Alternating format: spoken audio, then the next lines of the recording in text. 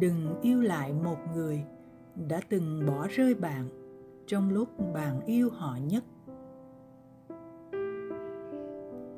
Có lẽ thứ tình cảm chân thật nhất, nồng nhiệt nhất và đầy hy vọng nhất trên đời này, tất cả chúng ta đều đã dành hết cho mối tình đầu. Khi chúng ta còn trẻ, còn chưa biết đến thất bại, chưa biết đến đổ vỡ, cũng chưa biết được cái cảm giác mà khi mình để một người bước vào trái tim mình, rồi sau đó họ rời đi, trái tim mình sẽ quặn thắt thế nào. Tình đầu đúng là thứ tình cảm chân thành nhất, nhiều niềm tin và hy vọng nhất, nhưng cũng là thứ tình cảm mang nhiều ảo tưởng nhất và dễ đánh mất nhất. Ở thời điểm ấy, chúng ta chỉ biết chạy về phía trước, mang tất cả tim gan mình ra phơi bày với một người để mong nhận được sự chân thành. Nhưng thực sự nào phải vậy? 5 tháng sau này, khi đã đi qua một vài cuộc tình, ngẫm nghĩ lại, liệu lúc đó mình đã thực sự biết cách yêu một người là như thế nào chưa? Như thế nào là nên? Như thế nào là cần? Như thế nào là tốt hơn cho người ấy, tốt hơn cho cả hai? Có lẽ ở thời điểm ấy, chúng ta chỉ chú trọng tình cảm của riêng mình, chứ không hề biết đến niềm hạnh phúc của người ấy.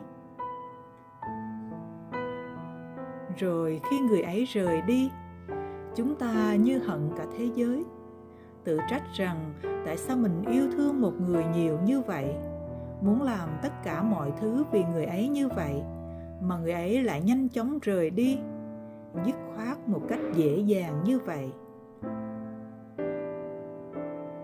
Mãi về sau, chúng ta mới hiểu được, trên đời này có những thứ tình cảm ta muốn trao, nhưng vốn dĩ người ấy lại không cần.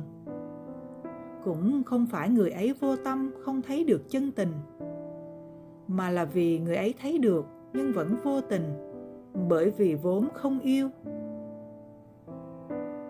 Chúng ta mới hiểu được, có những tình yêu vốn chỉ có thể giữ trong im lặng, đứng một chỗ, nhìn người ấy bước qua 5 tháng.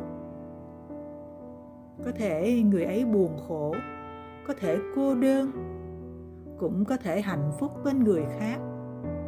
Mà dù hạnh phúc hay đau khổ, thì trong cuộc đời của người ấy, chúng ta cũng không hề có vai vế gì hay bất kỳ một chỗ đứng nào.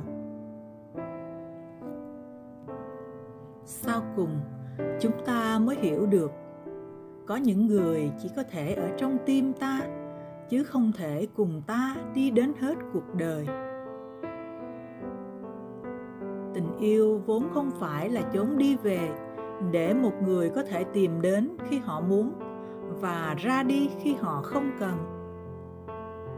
Tình yêu là yêu thương một người và luôn bên cạnh người ấy lúc vui vẻ cũng như lúc khó khăn, lúc mới yêu và cũng như rất nhiều năm tháng về sau này. Tình yêu là chốn ấm êm bên lề những sóng gió cuộc đời. Tình yêu là cho dù cuộc đời có ném bất cứ thứ gì lên trên con đường dài ấy, chúng ta cũng muốn hết ngày là trở về bên một người và ôm lấy người đó thật chặt trong lòng mình. Tình yêu cũng không phải là một khoảng trống lặng im khi đã chán ngán, rồi vài ba năm sau lại quay về nói vẫn còn yêu. Bởi những người thực sự yêu nhau sẽ không bao giờ lựa chọn rời đi trong lúc đang yêu thương nhau nhất. Tình yêu thực sự không phải là sự lựa chọn thứ hai, thứ ba, hay đi một vòng phát hiện ra không ai tốt hơn nên đành quay lại. Mà tình yêu là yêu một người đến nỗi dù ngoài kia có sự lựa chọn tốt hơn, chúng ta cũng không đắn đo, do dự trước sự lựa chọn ban đầu của mình.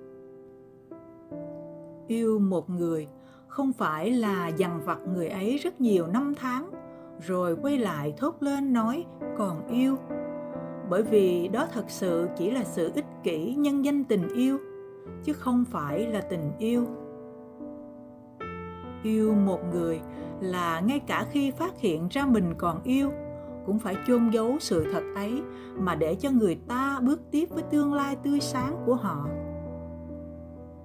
Yêu một người là dành cho người đó sự lựa chọn tốt hơn. Thế nên, nếu lỡ một ngày người cũ đã từng bỏ ta ra đi có tìm lại, thì ta cũng đừng nên nhìn lại, bởi vì người đã bỏ rơi ta trong lúc ta yêu thương họ nhất là người đã không biết quan tâm đến cảm xúc của ta, không quan tâm đến những thương tổn trong lòng ta mất rồi. Việc của ta bây giờ là hãy cứ luôn vững bước thẳng tiến về phía trước và sống tốt cuộc đời của chính mình.